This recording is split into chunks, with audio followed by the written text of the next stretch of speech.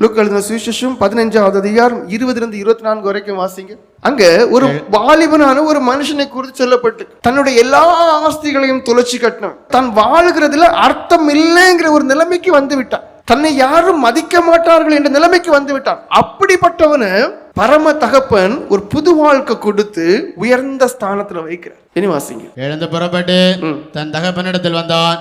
அவன் தூரத்தில் வரும்போது அவனுடைய தகப்பன் அவனை கண்டு மனதுருகி ஓடி அவன் கழுத்தை கட்டிக்கொண்டு அவனை முத்தம் செய்தான். நீ உனக்கு கேடு உண்டாக்கி கொண்டாய். உன் வாழ்நாளை எல்லாம் பாவம் செய்து அந்நிய ஸ்திரீகளோடு வாழ்ந்து மது குடித்து போதைக்குள் அடிமையாகி பொழுதுபோக்குக்கு உன் வாழ்க்கையை அப்படியே அடிமையாக்கி கொண்டு உன்னையே நீ கெடுத்து கொண்டாய். உன் சரீரத்தை கெடுத்து கொண்டாய். உன் ஜீவத்தை கெடுத்து கொண்டாய். யாருக்கும் பிரயோஜனம் இல்லாம மாறிவிட்டாய். ஆனாலும் உனக்கு சகாயம் உண்டு. எப்ப தெரியுமா? நீ அந்த தேவனுடைய அன்பை நினை வந்தால் மட்டும்தான். இப்ப இங்க கெட்ட குமாரனுக்கு இரக்கம் கிடைக்குது.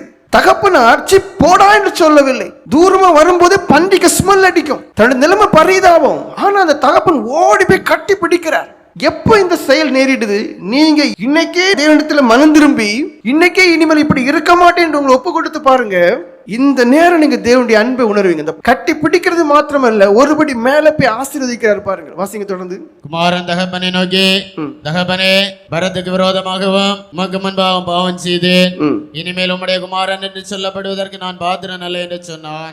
அப்பொழுது தகப்பன் தன் ஊழியக்காரரை நோக்கி, நீங்கள் உயர்ந்த வஸ்திரத்தை கொண்டு வந்து நீங்க மனம் திரும்பினால் போதும். அந்த மனம் திரும்புதல் உண்மையா இருந்தால் போதும். பாவங்களை அறிக்கை பண்ணால் மாத்திரம் போதும். உங்களுக்கு உயர்ந்த வஸ்திரத்தை தருவார். எனக்கா பரிசுத்த வஸ்திரம், எனக்கா பரிசுத்த வெண் வஸ்திரம், எனக்கா நீதின் சால்வை என்று நீங்களே ஆச்சரியப்படுகிற விதத்துல பாவ பாரம் அதெல்லாம் அற்று போய் ஒரு லெகுவான ஒரு அனுபவம், சந்தோஷமான ஒரு வாழ்க்கை, தேவ பாதுகாவல் நிறைந்த ஒரு வாழ்க்கை, தேவ வழிநடத்தல் நிறைந்த ஒரு வாழ்க்கை இலவசமாக தரப்போகிறார். எத்தனை வருஷம் வேலை செய்தாலும் அந்த வஸ்திரத்தை வாங்க முடியாது. அப்படிப்பட்ட உயர்ந்த வஸ்திரத்தை திரும்பி வரும்போது கொடுக்கிறார்.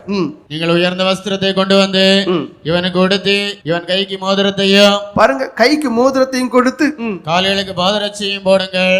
குழைத்த கண்டையை கொண்டு வந்து அடியுங்கள். அந்த மனுஷனுடைய வாழ்க்கையை திரும்பி வந்த உடனே அப்படியே மாத்துறார்.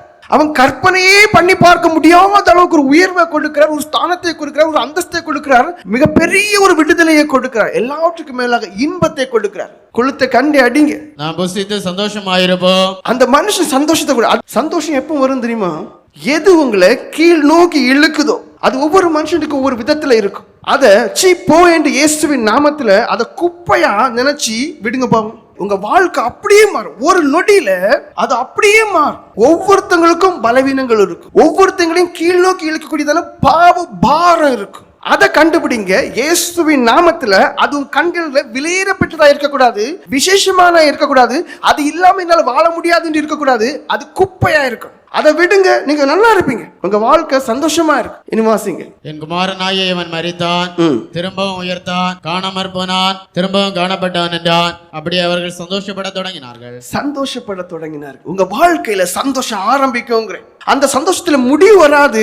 அது உங்களுடைய வாழ்க்கை முடிகிற வரைக்கும் நிலைத்து இருக்கும். ஒருவேளை வருகை இருக்குமே, ஆனால் வருகை வரைக்கும் இருக்கும். சந்தோஷப்பட தொடங்கினார். உங்க வாழ்க்கை நீங்க பாருங்க, எங்க இருக்க சந்தோஷம்? ஒரு பொருள் இருக்கும் போது சில நாட்கள் சந்தோஷம் இருக்கும். ஆனா அந்த சந்தோஷம் இல்ல இது. எது இல்லாவிட்டாலும் ஒரு சந்தோஷம் அவருக்குள்ள இருக்கும். சந்தோஷப்பட தொடங்கினார்கள். மனம் திரும்பி பாருங்க. எனக்கு இந்த பாவ வாழ்க்கை மாத்திரம் வேண்டாம்னு சொல்லி சீண்டு விட்டு பாருங்க, சந்தோஷப்பட தொடங்குவீங்க. அந்த சந்தோஷம் நிலைத்து இருக்கும். அந்த சந்தோஷம் தேவனால் கொடுக்கப்படக்கூடியதா இருக்கிறதுனாலே எதுவானாலும் சரி, எதை இழந்தாலும் சரி, அது உள்ளார்ந்து நிறைந்து இருக்கும்.